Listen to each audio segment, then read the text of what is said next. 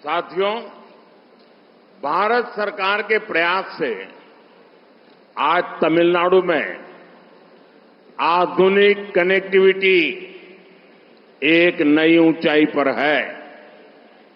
पिछले 10 वर्षों में तमिलनाडु में 1300 किलोमीटर के रेल इंफ्रास्ट्रक्चर का काम हुआ है।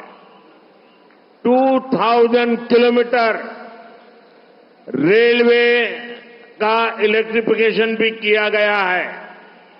रेल यात्रियों, आम लोगों की सुविधा, सुरक्षा, इसके लिए सैकड़ों फ्लाईओवर और अंडरपास बने हैं। रेलवे स्टेशनों को आधुनिक सुविधाओं से लैस किया गया है। वर्ल्ड क्लास ट्रेवल एक्सपीरियंस के लिए आज तमिलनाडु में 5 वंदे भारत ट्रेनें भी चलाई जा रही हैं। रोड इंफ्रास्ट्रक्चर में भी भारत सरकार तमिलनाडु में करीब 1.5 लाख करोड़ रुपए इन्वेस्ट कर रही है। इसी का परिणाम है कि पिछले 10 वर्षों में तमिलनाडु का नेशनल हाईवे नेटवर्क तेजी से बढ़ा है। केंद्र सरकार के प्रयास से बढ़ती हुई कनेक्टिविटी तमिलनाडु में ईज ऑफ लिविंग बढ़ा रही है। और साथियों, ये जो मैं बोल रहा हूं, ये पॉलिटिकल पार्टी की आइडियोलॉजी नहीं बोल रहा हूं, न मेरी आइडियोलॉजी बोल रहा हूं। मैं डेवलपमेंट के काम की बात कर रहा हूं। लेकिन मुझे मालूम है तमिलनाडु में कई अखबार हैं, कई टीवी चैनल हैं जो इन खबरों को छापना चाहेगी, दिखाना चाहेगी, लेकिन यहां जिस प्रकार की सत्ता है वो उनको ये नहीं करने देगी। लेकिन उसके बावजूद भी हम तमिलनाडु की सेवा में कभी रुकेंगे नहीं, विकास के कामों को अटकने नहीं देंगे।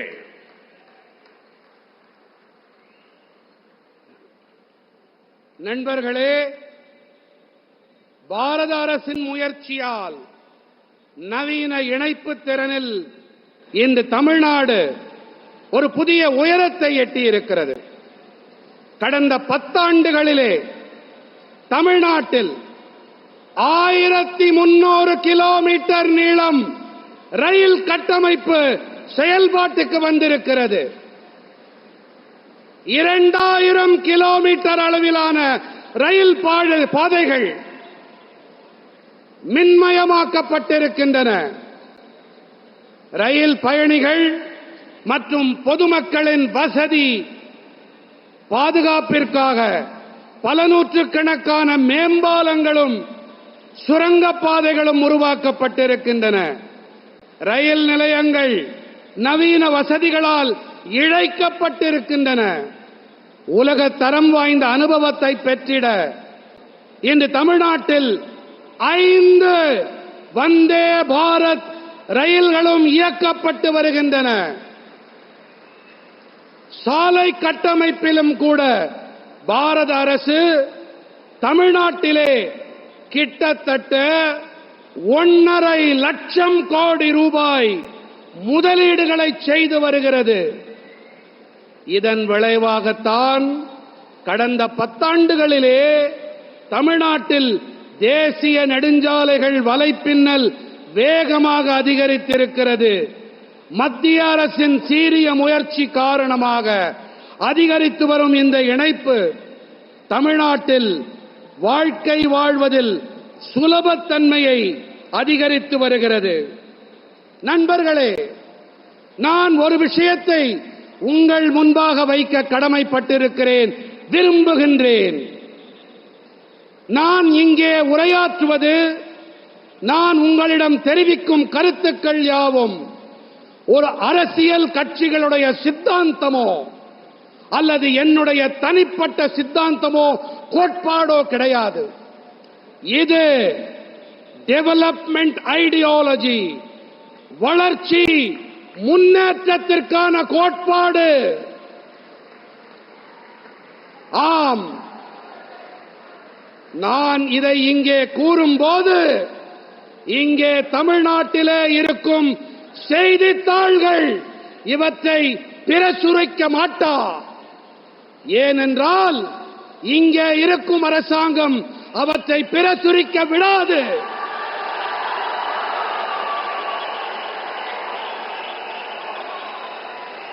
ஆனாலும் கூட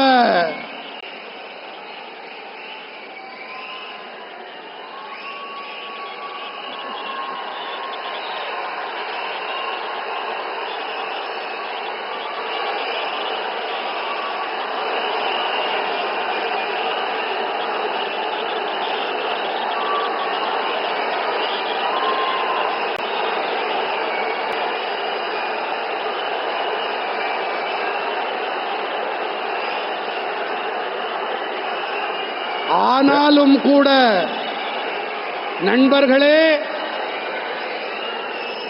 ஆனாலும் கூட இந்த தடைகளை எல்லாம் தாண்டி தமிழ்நாட்டிற்கான வளர்ச்சி பயணத்தை, வளர்ச்சி திட்டங்களை மத்திய அரசு செயல்படுத்தியே தீரும்.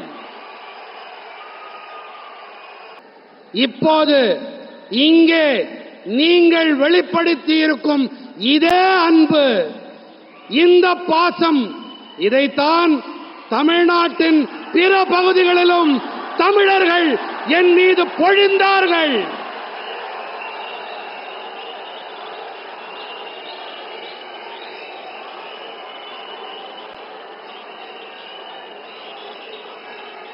என் அன்பான தமிழ்ச் சொந்தங்களே,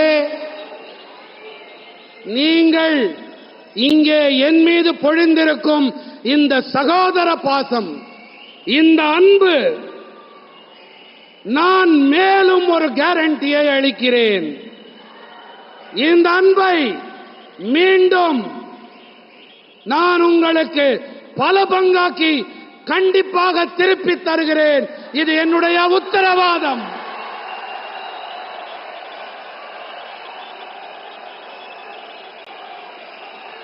இது என்னுடைய கேரண்டி.